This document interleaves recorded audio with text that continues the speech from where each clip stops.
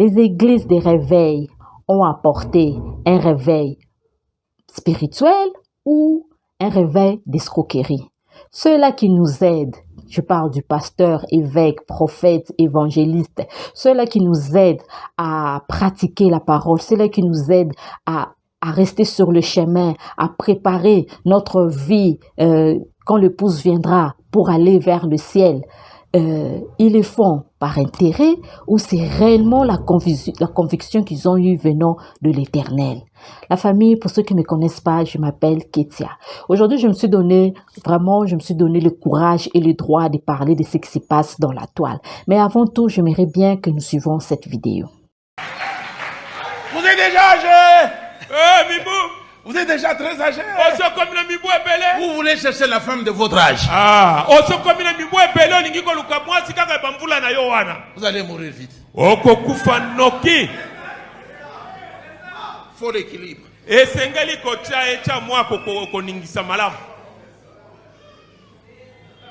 70 ans, chercher la femme. 16 ans, 17, 18. La famille, j'espère que nous tous avons suivi cette vidéo. Maintenant, normalement, quand on part à l'église, c'est pour accroître notre vie spirituelle. Quand on part à l'église, c'est pour qu'on se sente bien. Quand on part à l'église, à l'église, on apprend comment aimer, comment pardonner, comment aider. À l'église, on apprend comment se tenir, même dans la société. Mais maintenant, en écoutant ces pasteurs, en écoutant ces pasteurs, vous pouvez remarquer comment les gens sont en train de dire Amen. Est-ce que vous pensez comment les femmes dans cette église peuvent se sentir? Est-ce que avoir une église, c'est pour aider les gens à aller vers le ciel, pour notre vie immortelle du futur, ou aller à l'église, c'est maintenant un business? Parce qu'on ne comprend plus rien. Et pourquoi le gouvernement ne fait rien sur ces sujets? Est-ce que le gouvernement ferme les yeux parce que l'église, c'est maintenant une drogue? Parce que tout le monde sait, on souffre et tout. Donc, il faut se raccrocher à quelque chose pour que les gens se sentent bien, malgré la souffrance, parce qu'on peut remarquer dans des prédications de beaucoup des gens, on peut remarquer comment la prédication a dérapé, comment la prédication n'est plus comme il le fallait. Même dans la Bible, on a dit Sala Sambila. Ça veut dire tu travailles et après tu pries. Mais on a l'impression que beaucoup de nos pasteurs ne travaillent pas. Tu as étudié, tu es enfant de quelqu'un, tu as étudié et après tu as un diplôme, tu as un master, tu as, je sais pas, un diplôme d'université, tu as tout ce qu'il faut, tu as un certificat. Mais pourquoi dans le pays africain, la plupart des pasteurs ne travaillent pas? Pourquoi? Pourtant, ils sont licenciés, gradués, ils ont des masters. Pourquoi ils ne travaillent pas? C'est écrit où dans la Bible qu'un pasteur ne travaille pas? Et on a remarqué que les pasteurs, la plupart ne travaillent pas. Soi-disant, ils servent l'Éternel et c'est maintenant les fidèles de l'Église de venir donner de l'argent, la dîme. Il y a eu même dernièrement une femme qui prêche qui a dit il faut saigner ton compte bancaire. C'est quoi? Ça vient d'où ces genres de prédications? Mais avant tout, nous allons suivre ensemble cette vidéo.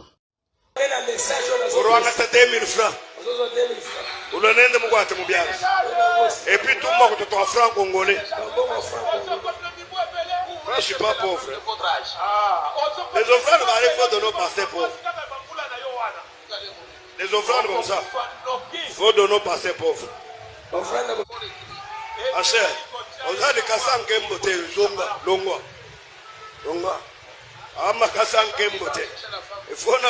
On peut le voir, cette pauvre dame qui amène son offrande qui amène son offrande, ok? Avec ce qu'elle a, c'est ce que Dieu l'a donné. C'est ce que Dieu a permis qu'elle mette. Peut-être c'est son 1/10, c'est sa dîme, peut-être c'est son offrande du culte. Mais regardez comment le pasteur est en train de minimiser l'argent qu'elle est en train de poser dans les paniers. Où allons-nous?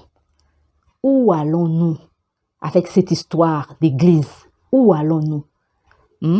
Et si on vérifie bien, ces pasteurs, ils ne travaillent pas. Ils vivent des dîmes et des offrandes. Moi qui vous parle, mon propre père, c'est un serviteur de Dieu.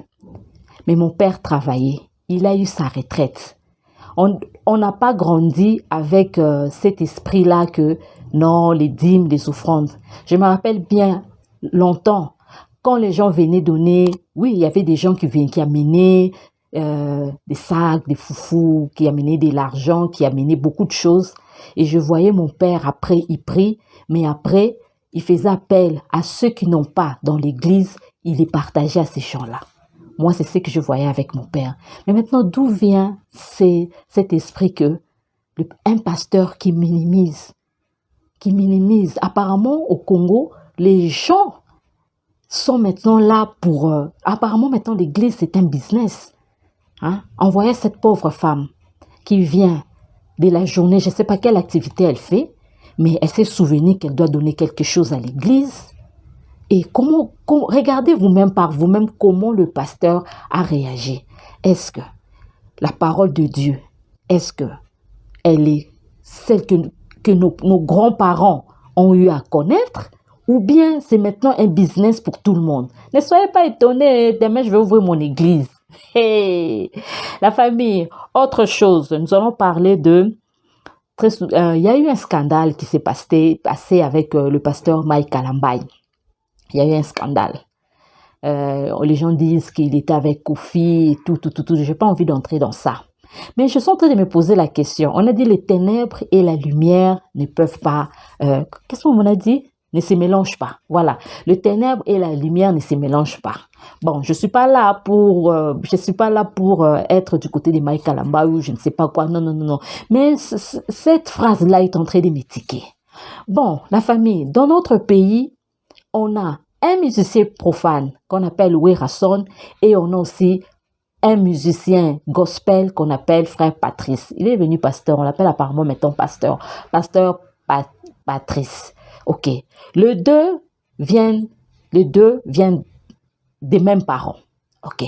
Bon, maintenant, quand on dit les ténèbres et la lumière ne peuvent pas se mélanger, donc les deux là ne peuvent plus parler, bien qu'ils sont des frères. Donc même dans les fêtes de Noël, dans tout ce qui se passe dans la famille, ils peuvent plus se parler parce qu'il y a les ténèbres et la lumière. Les chers pasteurs, c'est un pasteur qui va tomber sur cette chaîne, essayez un peu de nous expliquer réellement qu'est-ce que la Bible veut réellement dire sur ces passages. Être chrétien, ça ne veut pas dire que tu peux pas causer avec l'autre parce que vous n'avez pas la même croyance. Être chrétien, comment tu vas ramener l'autre qui n'est pas chrétien vers ce que toi tu crois? Comment? Parce qu'à chaque fois, oh non, on a vu Kofi, on a vu Mike Kalambai, vraiment, comment Mike Kalambai peut être avec... Bon, je me dis aussi c'est question de mentalité, parce qu'ici, chez nous au Kenya, sincèrement, nous avons la photo que je vous mets là. La dame, elle s'appelle Size 8, elle chante gospel, et le monsieur que vous voyez là, c'est Bahati. Bahati, lui, c'est un musicien profane. Mais Bahati, il y a des moments où vous voyez qu'ils sont là, quand il y a des cérémonies, ils se saluent, ils causent. Eh bien, les gens n'en font pas un problème ici. Dernièrement, Bahati, il a fait un show, donc une télé-réalité de sa famille sur Netflix. Et dans Netflix, moi, je suivais le programme. Et dans Netflix, il y a Saïs et son mari qui étaient là.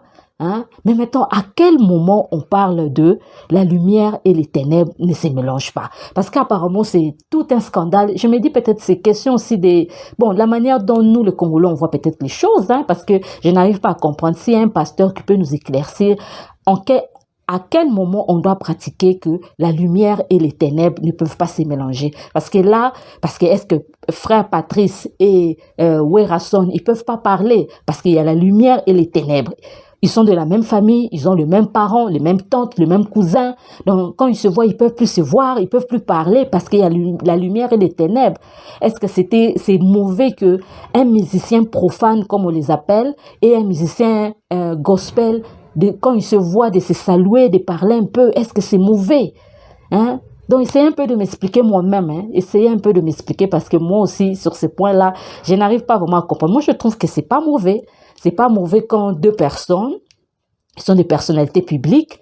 C'est vrai que l'un chante du gospel et l'autre chante la musique profane. Je trouve pas que ça soit mal de se saluer, de parler. Je sais pas, parce que c'est chez nous, c'est pas mauvais.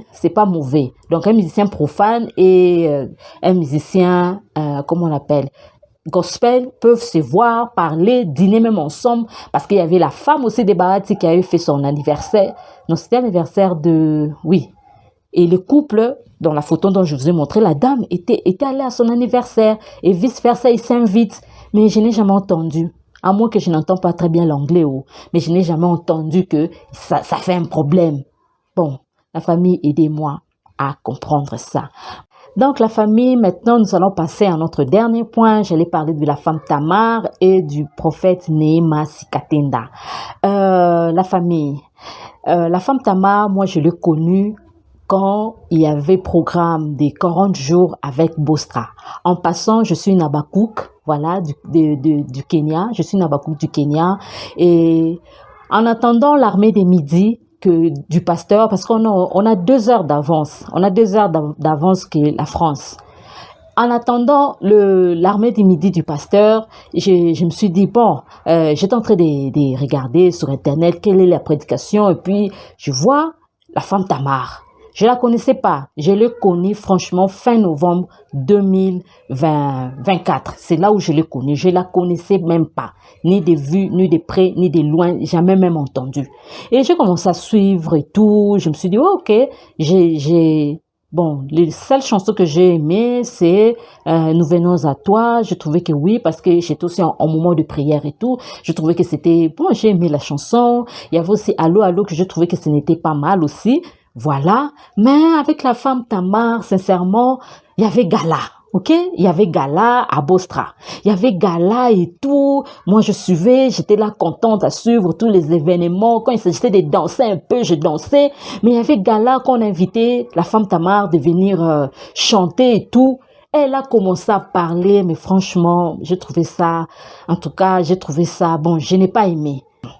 On a toujours dit que avec la parole de Dieu, concernant les prophètes, on a toujours dit que non, il faut pas juger. Seul Dieu peut juger les serviteurs de Dieu. On a toujours dit aussi que pour entrer dans le royaume des cieux, il faut pas mettre ton intelligence, il faut penser comme un petit enfant. Donc, toi, crois seulement ce que tu vois. Mais avec ce qui concerne le christianisme maintenant au Congo, on doit quand même aussi mettre un peu notre intelligence entre nous. Ok? La femme Tamar, elle est en Angola. Elle veut, d'après ce que j'ai compris, elle était allée visiter la salle. Ok? Elle est allée visiter la salle parce qu'elle allait faire le concert le lendemain. Il y a le pasteur Neema, c'était le vendredi, il avait séminaire, c'était son dernier jour. Et elle, c'était le samedi. Elle devait prester. Ok. Bon, vous et moi, on est quand même un peu intelligents. Quand elle est allée voir sa salle, elle est allée voir la salle, elle est entrée. Elle a vu. D'après ce que j'ai entendu, ils ont dit que quand femme Tamar, elle s'est rendue compte que c'était un pasteur congolais, elle s'est dit pourquoi ne pas assister. Et la protocole l'a conduit vers l'avant de quoi? Elle s'est mise, mais c'était vers l'estrade là-bas. Ok. Bon, si toi et ton mari, vous saviez que le prophète Neema Sikatenda est un occultiste, parce que vous avez fait un live, j'ai vu. Pourquoi, quand tu as repéré la salle, tu as regardé tout, pourquoi tu n'es pas sorti directement? Moi, vraiment, c'est la question que je me pose. On a toujours dit, il faut prendre ce qui est bon et rejeter ce qui est mauvais. Moi, sincèrement, je ne veux pas accepter qu'on me pose la main sur la tête. De nos jours, à part mon père, mon papa, moi je veux dire la vérité, à part mon père biologique, s'il prie pour moi, je vais mettre ma tête, il va prier. Mais quelqu'un d'autre, je ne veux pas accepter. Voilà. Elle a raison de ne pas accepter, mais il y a une manière de le faire. Tu peux dire au prophète que, écoute, pasteur Neema Sikatenda, avec tout le respect, vous pouvez prier, mais ne me posez pas la tête. Quand le pasteur Nehema Sikatenda est en train de prier, toi aussi, étant que servante de Dieu, tu peux te mettre à prier dans ton cœur. Le prophète Nehema Sikatenda, qu'il soit occultiste ou pas, il faut avoir du respect. De la même manière, tu n'as pas respecté cet homme de Dieu. C'est de la même manière aussi, beaucoup de gens ne vont pas te respecter. Tu dois les savoir. Tu dois les savoir. De la même manière, tu l'as boudé. Si c'était toi, on te faisait ça toi, comment tu allais réagir? Tu as humilié ce monsieur-là. Et c'est pas bon. Il est d'abord... bon, même si il était moins âgé, il faut se respecter. N'est-ce pas que vous, les prophètes, les pasteurs, vous donnez toujours des leçons et vous-même, apparemment, vous ne pratiquez pas ça? Vous ne pratiquez pas ça? C'est vraiment regrettable. Hein? Côté ministère, ce monsieur-là, le pasteur Nehema Sikatenda, il connaît plus que toi du côté ministère. Toi, à peine tu es au premier étage, regarde comment tu te comportes. Quel orgueil! Et tu dois savoir que Dieu résiste aux orgueilleux. Moi, sincèrement, je n'ai pas aimé. Je n'ai pas du tout aimé. Et je me dis ceci. Si Femme Tamar a eu ce courage de bouder, d'humilier le prophète Nehema Sikatenda, il peut le faire à l'évangéliste aussi, Charles Bameko. Parce que tu ne peux pas me dire, vers l'évangéliste Charles Bameko, j'ai entendu dire que, oh non, voilà, c'est mon papa. Tu as dit quelque chose du genre, c'est mon conseiller. Je prends beaucoup de conseils. Vraiment, si tu prends le conseil chez l'évangéliste Charles Bameko, façon, ce monsieur est droit. Façon, tu sens qu'il s'est fait respecter. Tu n'allais pas faire ces lives-là avec ton mari? Non? Voilà. Et voilà, maintenant, avec la sœur Tamar, vraiment, beaucoup sont dessus. Il y a une vidéo, son mari qui disait, non, nous sommes des serviteurs, on ne porte pas des toges, on ne porte pas des robes, on ne porte pas ceci, on ne porte pas cela. Mais regardez sur cette photo, par vous-même, et même ils ont porté des toges. Où allons-nous? Bon, je disais que je suivais Sarah Tola. Non, Sarah Tola, elle est intelligente parce que moi, le témoignage des femmes Tamar, j'avais suivi ça aussi. Moi, je me dis, vraiment, Nzamba la Kanaye, hein. J'étais vraiment contente et ça m'a poussé de regarder un peu sa page et tout. Moi, je dis, Dieu a fait des grandes choses dans la vie de cette sœur. J'étais vraiment hyper contente. Et après, je suis Sarah Tola qui fait une émission. Elle dit que l'enfant de la sœur Tamar, non, l'enfant des femmes Tamar est en Afrique du Sud. Tu as fait 4 fois fausse couche. Dieu permet à ce que tu aies un enfant, ok? Et tu pars mettre au monde en Afrique du Sud. Et après ça, tu reviens au pays et ta prunelle, tu l'as pas. L'enfant n'est pas là. Normalement, en ce moment, l'enfant devait être en France avec monsieur, papa Tamar, maman Tamar et l'enfant Tamar. Hein? Vraiment, comme on dit, Sarato la fongolinga mémoire. Je me suis dit que, femme Tamar, où est bébé Tamar? Où est bébé Tamar, femme Tamar? Ah, non. Ça ne tient pas debout. Ça ne tient pas debout. Femme Tamar, please. Femme Tamar, il faut avoir le fruit de l'esprit. Hein? Il faut aussi pratiquer ce que vous nous prêchez. Hein? Tu n'as pas la tempérance. Tu n'as pas la patience. Quand tu te décides de devenir prédicateur, prédicatrice, il faut avoir un grand cœur. Hein? Un grand cœur à supporter. Un grand cœur à accepter les remarques. Mais tu n'as pas ça, tu n'as pas ça. Moi, je suis une Abakouk de Nairobi, bien que les pasteurs ne parlent pas du Kenya. Quand ils commencent la prière, ils parlent toujours de l'Afrique du Sud. Bon, il dit quand même l'Afrique de l'Est. Oui, ça j'ai déjà entendu, l'Afrique de l'Est. Mais il aime toujours citer l'Afrique du Sud. Papa, nous sommes aussi au Kenya. Donc, moi je me suis dit que, femme Tamar, où est bébé Tamar? Où est la bénédiction que Dieu... Hein? Vous savez combien de femmes n'ont pas d'enfants? Est-ce que vous savez combien de femmes sont contentes de voir quand Dieu est en train d'agir dans votre vie?